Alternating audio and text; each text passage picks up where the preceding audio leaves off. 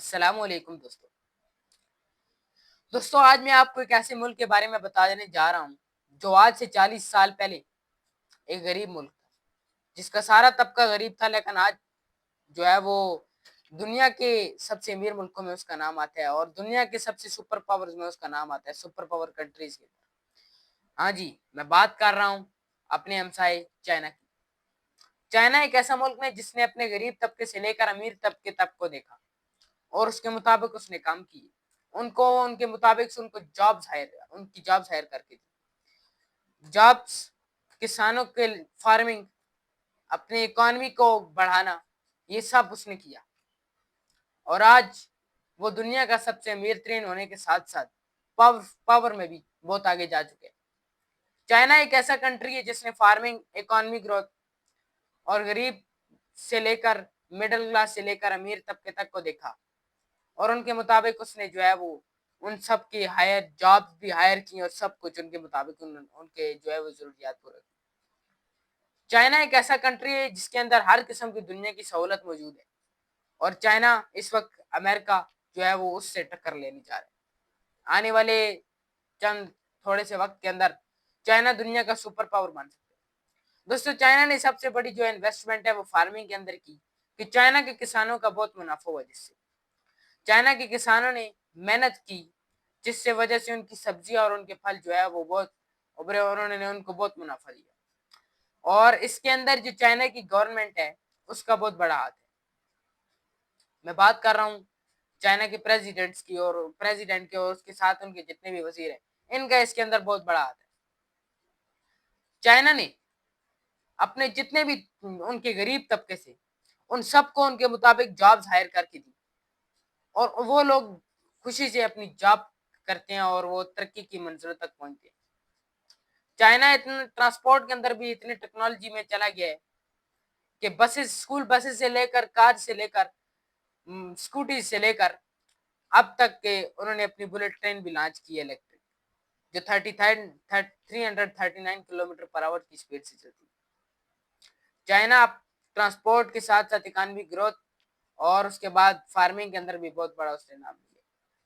China کے اندر construction کی بات کی جائے تو سب سے زیادہ کنسٹرکشن جو ہے وہ چائنا نے اپنے ڈیمز بنانے میں کی اور دنیا کا سب سے بڑا ڈیم بھی چائنا میں بننے جا رہا ہے اور ہے بھی۔ جب وہ اپنی کنسٹرکشن کا ایک ارادہ کرتے ہیں تو اس سے وہ پیچھے نہیں ہٹتے، اس ورک کو وہ درمیان میں سٹاپ نہیں کرتے، یہ کہ 2 سال اپنا کام کیا اور 3 سالوں کے لیے روک کر پھر دوبارہ سٹارٹ کیا، نہیں، اپنی مشنری کو ہائر کرتے ہیں اور جو ہے وہ اچھے سے اچھا کام اور اچھے سے اچھے پروجیکٹ وہ اپنی کنٹری کے اندر لگاتے ہیں۔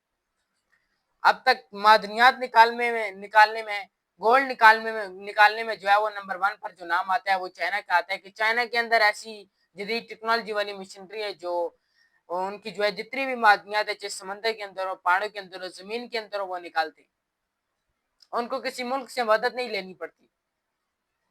بات کرتے ہیں سپر پاور کی طرف سوری سپر پاور بننے جا رہا ہے جو ہے وہ چائنا نے اپنے میزائلز کے ساتھ ساتھ، اپنے ایئر کرافٹ کے ساتھ ساتھ جو ہے وہ اپنی جتنی بھی ان کی وار کے لحاظ سے ان کی جتنی بھی مشن ہیں ان سب میں ٹاپ پر جا رہے ہیں اور سب سے جو ہے وہ اچھے قسم کی جو ہے وہ اپنی وار کے لحاظ سے ان کے پاس جتنے بھی جدید قسم کے ہتھیار ہیں ان میں نمبر 1 پر بننے جا رہے ہیں اور آنے والے جو ہے وہ دور میں اور بھی ٹیکنالوجیز اپنے جو ہے وہ جنگی طیاروں میں اور اپنے میزائلز میں اور اپنے جو ہے وہ جتنے بھی ہیں ان کے ایئر کرافٹ ان میں لانے جا رہے ہیں۔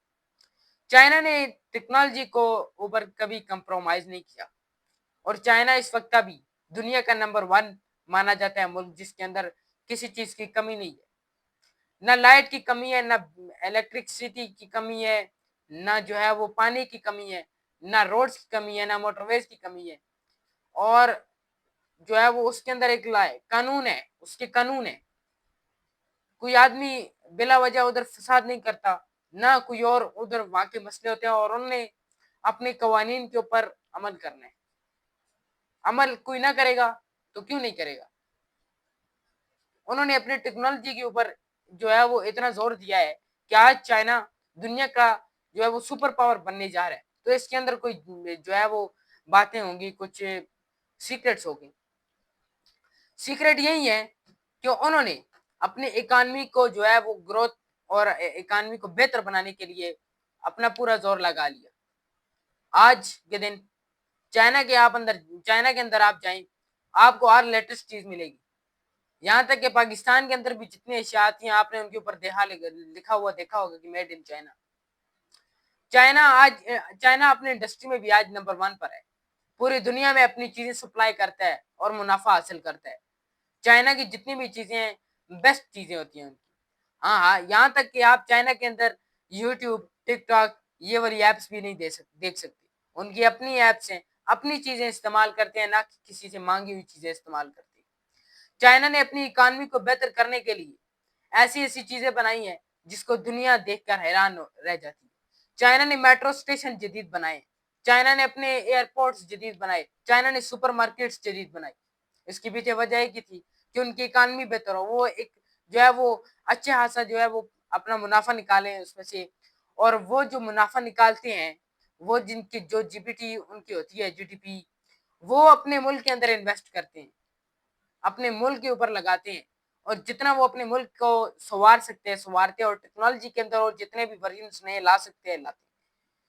मोबाइल की इंडस्ट्री वहां की है तो वो अपने मोबाइल निकालते हैं और दुनिया के नंबर 1 और बेस्ट मोबाइल होते हैं और एप्पल को टक्कर देते हैं।